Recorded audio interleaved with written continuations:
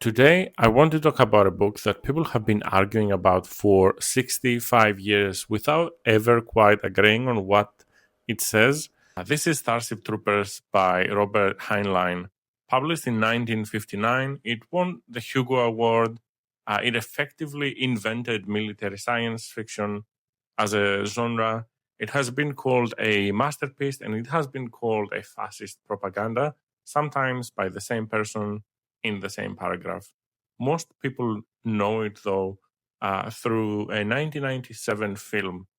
And I think that is a problem I want to get into, along with what the book actually contains, where it is genuinely brilliant, where it falls apart, and whether it is worth your weekend, because that's how long it will take you to read this one.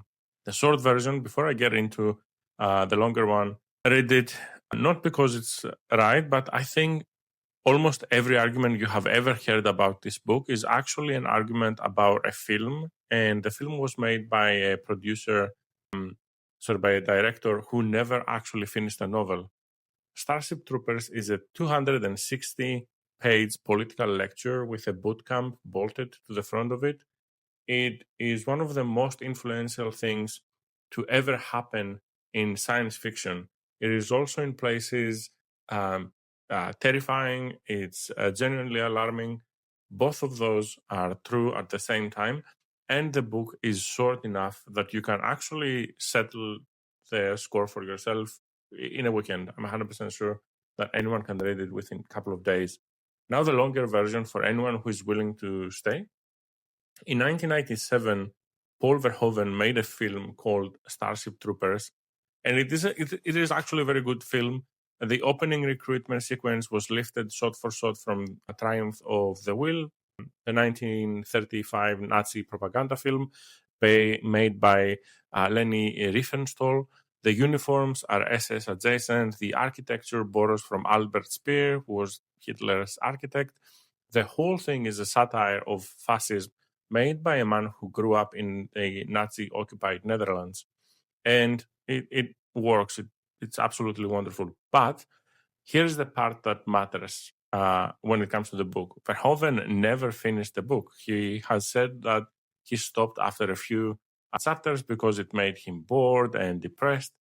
And because of budget, the film chopped the powered armor completely, which means that the single most influential idea in the novel is missing from the version most people have seen. So when people come to you and they say Starship Troopers is fascist, the honest question you can ask them is which one? Because they are arguing about a satire of a book built by someone who never read the book. The novel's actual answer is quite messier and in some ways more uncomfortable than the films. So maybe I'll get into what the book is about then. Heinlein wrote this in a few weeks in 1959, and he was 100% angry. The trigger was, from my understanding, a newspaper advertisement placed by the National Committee for a Sane Nuclear Policy in April of 1958, calling for the United States to unilaterally suspend nuclear testing. It made him furious, and he put aside the novel that he was writing at the time, who would become Stranger in Strange Land. And he and his wife, Virginia, founded a protesting group called Patrick Henry League. And he sat down and wrote this masterpiece. So this is not a novel that drifted into politics. Basically, it was fired like a nuclear weapon, pun intended. He submitted it to Scribner as one of his juveniles. They rejected it. That rejection ended a long publishing relationship between them, and it ended his run of books for young readers entirely. It ran first as a serial called Starship Soldier. Then Putnam published it in November 1959, and it won the Hugo the following year, which surprised even Heinlein. The structure is a drop and then a long flashback that covers most of the book. Johnny Rico, the hero of the book, is from a wealthy family that has never served. He enlists partly to impress a girl and spite his own father. He is sent to Camp Arthur Curry on the Canadian prairie under Sergeant Zim, and the training grinds people out of at a rate that you have to read it twice to believe it. 187 men graduate out of the 2009 who started in his regiment. Flogging is routine discipline, and actually Rico takes 5 lashes himself for a mistake with some live fire ammo. A deserter who murders a child is hanged by his own battalion, and Rico is made to watch the whole thing. Then the war escalates. Buenos Aires is annihilated by the bugs, and his mother is in it. The assault on Clentazu is a catastrophe, and the book ends with Rico as a second lieutenant commanding his own platoon, with his father serving under him as a platoon sergeant. And that last image is the entire book in a miniature. All of it is about a man being remade by an institution, and the institution being presented as the thing that saved him. Running through all of that are the classroom chapters, history and moral philosophy. There is a teacher that tries to explain why the vote should be earned and why rights are only the things that you are willing to fight and die for. Why juvenile delinquency is fundamentally a puppy training problem. These are not woven in. The whole chapters are just the argument delivered straight to camera. Now, the thing that most people get wrong, in my opinion, the standard summary is that only soldiers can vote, and the book is more careful than that. Anyone can enlist. The state is obliged to find you something you can physically do. There is actually a moment in this book that a doctor says that if you turned up in a wheelchair and blind in both eyes and insisted on enrolling, they would find you something to match your skills, maybe counting the fuzz on a caterpillar by touch. The only genuine disqualifier is being unable to understand the oath. Non-citizens keep free speech, keep assembly, keep their money. Rico's family is rich, and his father considers the vote useless anyway. 2 decades later, actually Heinlein claimed that 95% of the federal service was civil rather than military.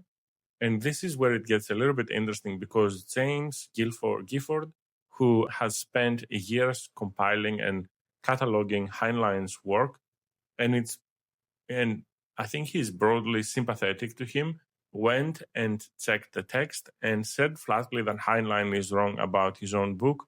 Everyone inside the novel treats service as military. Rico's father's first objection is that there is no war on, which only makes sense if service means fighting. So the defense exists. It is just a lot thinner than its defenders want it to be, and the author's later explanation does not survive contact with the pages. Where the book is genuinely great is the boot camp. Heinlein graduated from the U.S. Naval Academy in 1929 and served 5 years, and it shows on every page. The training sequences are extremely specific. They are physical and completely convincing, and they are the reason serving soldiers kept recommending this book for 60 years. The prose is fast, plain, and actually much funnier than its reputation suggests. Jo Walton, the Welsh-Canadian novelist who won both the Hugo and the Nebula for her book, among others, and who has been writing criticism about this genre for over 20 years, has argued that Heinlein was at the absolute peak of his technical craft. And I think that is right. She actually wrote it at the back of this book. And then there is the absolute beast of this book, the powered armour, the drop, the jump jets, the way the suit amplified the human body rather than replacing it. Heinlein describes it with such specificity that it stopped being a device altogether and became a genre by itself. James Cameron made the cast of Aliens read this book to understand their parts, and credits it for the drop, for the cargo loader, for the phrase backhand. The mobile suits in Gundam come from here. So does Halo, Iron Man, Exo Squad, Edge of Tomorrow, District 9. Real exoskeleton research cites this book. Darko Suvin, the Croatian-born academic who spent his career at McGill and gave science fiction criticism its founding idea in cognitive estrangement, called it the ancestral text of American science fiction militarism. Ken MacLeod, the Scottish novelist behind the Fall Revolution books, said the political strand of the entire genre can be described as a dialogue with Heinlein, and it actually sat on the U.S. Marine Corps Commandant professional reading list for decades until it was dropped in 2020. So that is a case for you to read this book. Here, where I think it starts to fall down, and the interesting criticisms are not about the politics being uncomfortable; they are about the craft. Anthony Bouchouet, who co-founded the magazine of fantasy and science fiction, the very magazine that first serialized this book, said in 1960 that Heinlein had forgotten to insert a story. Alexei Pansin, who wrote Heinlein in Dimension, the first full-length critical study of Heinlein's work, compared it to a recruiting film with a sincere private narrative, the voiceover, and pointed out there is no sustained human conflict anywhere in the book. Worth knowing that Heinlein threatened to actually sue to stop Pansin's book being published, which tells you something about how these criticisms were received. Every soldier we meet is tough, competent, and quite noble. Another writer at the time called it a book-length recruiting poster, and Michael Moorcock, the novelist and New World's editor who drove science fiction in New Wave, wrote an entire essay attacking it, which it has stuck in my mind for quite a while because the title of that essay was Starship Stormtroopers. The bugs are the weakest part of it. They have no interiority, no culture we ever see, at least, no possibility of negotiation. The nicknames function as slurs, and John Brunner, who would go on to win the Hugo for Stand on Zanzibar, said so at the time, comparing them directly to wartime racial epithets. As a first contact novel, it is entirely empty. War is the only conceivable response, and the book never lets you ask why. The gender politics, actually, they're very interesting in this book. They're a genuine puzzle. Every pilot in the fleet is a woman because the book says women have faster reflexes and better G tolerance, and that reads staringly progressive for 1959. And then Rico explains that women are the thing men fight wars for, and the whole thing basically collapses on itself.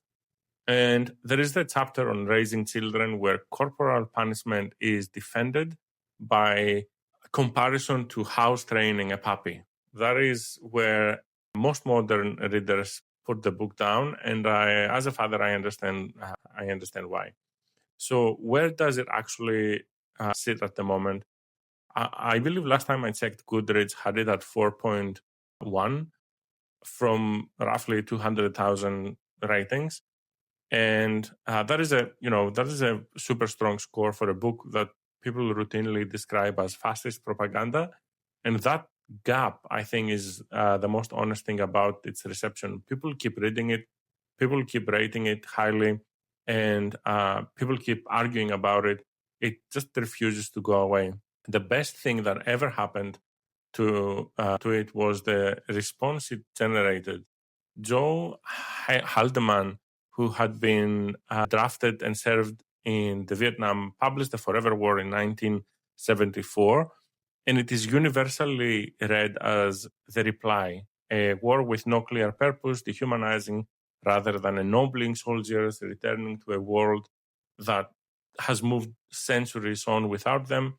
Haldeman insists it came out of Vietnam rather than out of Heinlein, but he admits there is a connection and some influence. He said he disagreed with Starship Troopers because it glorifies war, and in the same breath called it a very well-crafted novel and that it was written honestly. And then Heinlein wrote to congratulate him on the nebula and reportedly told him in person that it might be the best future war story he had ever read. Two men on entirely opposite sides of the biggest argument in the genre, at the time at least, treating each other seriously and with respect. And that's the healthiest thing in this entire conversation. It is not the only response either. Harry Harrison, best known for the Stainless Steel Rat books, wrote Bill the Galactic Hero as a parody of it. John Stakely wrote Armour out of frustration that there was not enough actual combat in it. John Scalzi's Old Man's War is downstream of it. Ender's Game is arguing with it.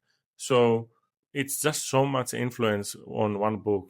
Who should read it? I think everyone should read it to understand where the military science fiction come from and why I love it so much. Read it if you can hold the book at arm's length while you read it. And if you actively enjoy arguing with the author, read it if 260 pages that changed an entire genre sounds like a fair trade for a weekend, which I think it is. But, skip it if you want plot and character because there is very little of either. Skip it if you want aliens with an inner life, and skip it if you are not in the mood to be lectured because Heinlein will definitely lecture you. And he also thinks that he's completely correct. Here is my verdict. Read it with your guard up and read the Forever War straight afterwards. That pairing is the real experience. One book makes the case for the Marshall Society as hard as it can possibly be made, and the other one counts what it actually costs. Neither of them lands as hard on its own. And go in knowing what it is. There is a lecture with a war in it, not a war novel with opinions. Once you accept that, it is fast, vivid, and genuinely gripping. If you turn up expecting the film's satire, you will be completely lost because the book plays every single bit straight. I have shelved it on lit shelf paired with Forever War. So these two, I definitely think that you should read together. Read Heinlein first and then jump into Haldeman. I think you will really understand what science fiction militarism is all about.